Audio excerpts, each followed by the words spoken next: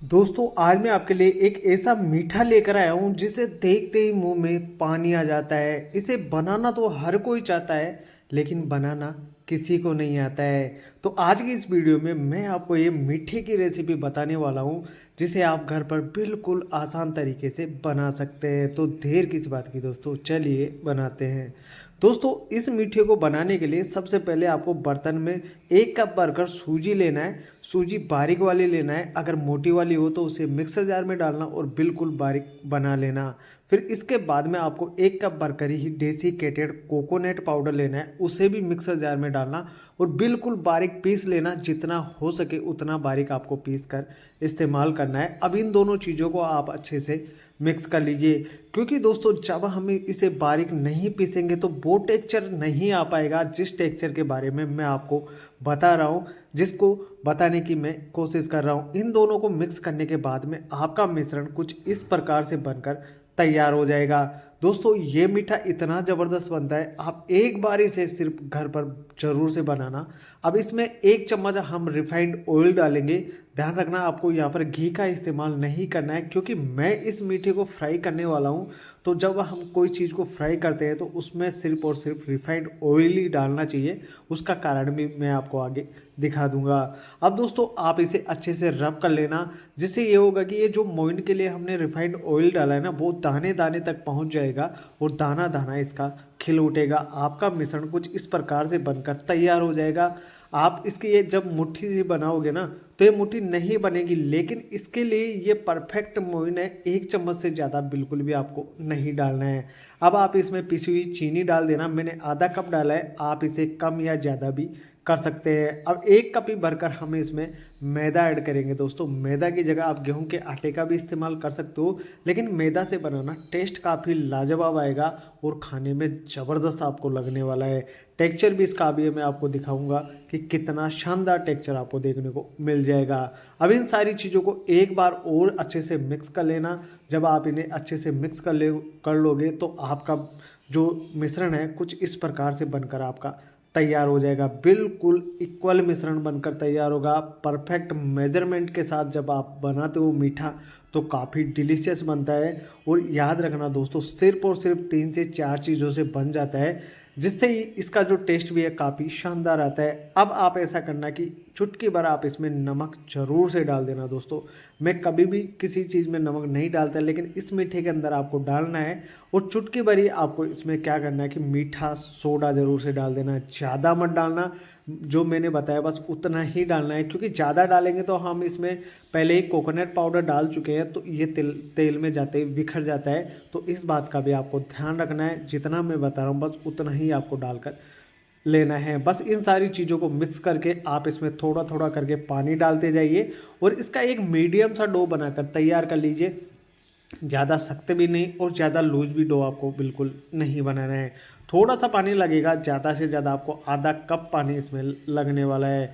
मेरे को आधा कप ही लगा था, तो इस मैं आपको मेज़रमेंट भी डिस्क्रिप्शन बॉक्स में आपको परफेक्ट मेज़रमेंट भी इसका दे दूंगा, जिससे आपको बनाने में कोई दिक्कत परेशानी नहीं आएगी। अब आपका डो कुछ इस प्रकार से बनकर तैयार हो जाएगा। मैं आपको इसे तोड़ कर भी दिखा देता हूँ। ये इसका अंदर का टेक्सचर बिल्कुल जालीदार बनता है, आपको दिक्कत परेशानी नहीं आने वाली। और दोस्तों आप एक काम कर सकते हो कि जब मैंने इसमें पानी डाला था तो आप उसकी जगह दूध भी डाल सकते हो, लेकिन दूध डालने के बाद में आप इसे ज़्यादा दिन तक स्टोर नहीं कर सकते हो। और जैसे मैं बता रहा हूँ, अगर आप उस तरीके से बनाएंगे तो आप इसे काफ़ी दिनों तक स्टोर भी करके रख सकते हो। अब दोस्तों इसे आप ऐसा करना है कि एक चपटा सा आकार दे देना और उसके बाद में जैसे हम गोजा बनाते हैं और उसकी कटिंग करते हैं ना, बस उस प्रकार से आपको कटिंग करके तैयार कर लेनी है। ऐसा नहीं है कि आपको इसी शेप में बनानी है, आपके मन में जो भी शेप आए, वो जो तरीका आपको सबसे बेस्ट लगता है बस उस तरीके की शेप बनाकर तैयार कर सकते हो। लेकिन ज़्यादा मोटाई में मत रखना, क्योंकि ज़्यादा मोटा भी जब हम रखते हैं तो ये अंदर से फ्राई नहीं हो पाता है। तो इस साइज में आप रख सकते हो, इससे मोटा मत रखना, इससे आप पतला रख सकते हो। तो सारा जो मीठा है इसी प्रकार से बनाकर तैयार कर लेंगे। देखा दोस्तों, बिल्कुल आसान है, यहाँ तक का तरीका कोई भी इस तरीके से बनाकर तैयार कर सकता है और घर की चीज़ों से। और इसका जो टेस्ट है ना, यकीन मानो इतना ज़बरदस्त और लाजवाब आता है कि जब आप खाओगे तो आपको पछताना बिल्कुल नहीं पड़ेगा। और आप याद रखोगे, चैनल को सब्सक्राइबर ज़रूर से करके जाओगे जब आप ये मीठा घर पर बनाओगे। अब दोस्तों इसे फ्राई करने की बारी आती है, तो फ्राई करते समय तेल का टेम्परेचर थोड़ा सा अगर आप हाई रखेंगे तो दिक्कत आपको नहीं आएगी। वैसे तो आप डाउन टेम्परेचर में भी डाल सकते हैं, कोई परेशानी नहीं आएगी, लेकिन थोड़ा सा गर्म कर लीजिए, फिर उसके बाद में आपको डाल देना है। अब आप चम्मच की सहायता से इसे उलट पुलट कर चारों तरफ से अच्छे से फ्राई कर लीजिए। बिल्कुल नो टेंशन रहिए, ये तेल में नहीं बिखरेगा, ना ही ये फटने वाला है। आपके सामने मैं एक एक चीज़ आपको क्लियर करके दिखा देता हूँ। तो दोस्तों मैंने इसके अंदर क्या है, मोइन के लिए मैंने रिफाइंड ऑयल का यूज किया था। तो जब भी हम कोई रेसिपी फ्राई करते हैं ना, तो आप रिफाइंड ऑयल का यूज किया करो। और जब कोई रेसिपी बेक की जाती है ना, तो उसमें आपको घी डालना ज़रूरी होता है, क्योंकि जब बेक करते हैं तो घी अगर नहीं डालेंगे तो वो अंदर से सॉफ्ट नहीं बन पाता है। और अगर हम जब हम कोई चीज़ फ्राई करते हैं और उसमें हम घी डाल देते हैं, तो उस रेसिपी का फटने का चांस रहता है, वो तेल में जाते ही बिखर जाती है। तो इस बात का आपको ध्यान रखना है। और अगर आप मान के चलो कि 1 चम्मच रिफाइंड ऑयल और 1 चम्मच घी डालते हो, तब कोई दिक्कत आपको नहीं आने वाली है। लेकिन अगर आप घी डालकर ही बनाते हो तो फिर आपको परेशानी आ सकती है। तो देखा दोस्तों, बिल्कुल 7 से 8 मिनट में का समय लगेगा आपको फ्राई करने में, ज़्यादा समय भी नहीं लगने वाला है। और जब ऐसा कलर आ जाए आपका मीठे के अंदर, तो आप इसे बाहर निकाल लीजिए। और सेकंड बैच फ्राई करते समय भी आपको इस बात का ध्यान रखना है कि पहले तेल का टेम्परेचर डाउन कर लेना और उसके बाद में आपको फ्राई कर लेना है। जो गैस की फ्लेम है मीडियम आपको यहाँ पर रखनी है, लो मीडियम आंच पर ही आप इसे फ्राई कर सकते हैं।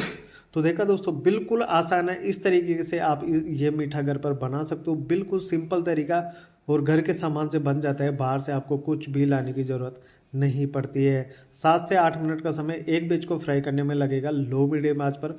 और जब आप इसे फ्राई करने के बाद में अंदर से तोड़ेंगे ना, तो इसका टेक्सचर देखो, बिल्कुल दानेदार और शानदार टेक्सचर आपको देखने को मिल जाएगा। ये देखिए दोस्तों, बिल्कुल दानेदार, और जैसे ही आप इसे खाओगे तो मुंह के अंदर जाते ही ये घुल जाता है। बहुत ही आसान तरीका है। अगर तरीका आपको पसंद आया, मीठा पसंद आया, तो वीडियो को लाइक करना और चैनल को भी सब्सक्राइबर कर लीजिए। मैं ऐसे ही यूनिक यूनिक रेसिपीज़ आपके लिए लेकर आता रहता हूँ। मेरे चैनल पर आपको ओरिजिनल रेसिपीज़ मिलती है, जैसे आपने थंबनेल पर देख करके क्लिक किया, बस वैसे ही आपको ओरिजिनल रेसिपी देखने को मिल जाती है, बिल्कुल आसान तरीके के साथ और घर की चीज़ों से। तो बाहर से मार्केट से लाने के बजाय आप इन्हें घर पर ही बना सकते हो। बिल्कुल क्वालिटी और टेस्ट की गारंटी होती है। तो दोस्तों मिलते हैं नेक्स्ट वीडियो में, तब तक के लिए एंजॉय कीजिए ये न्यू रेसिपी, और कमेंट बॉक्स में कमेंट करके ज़रूर से बता देना। धन्यवाद।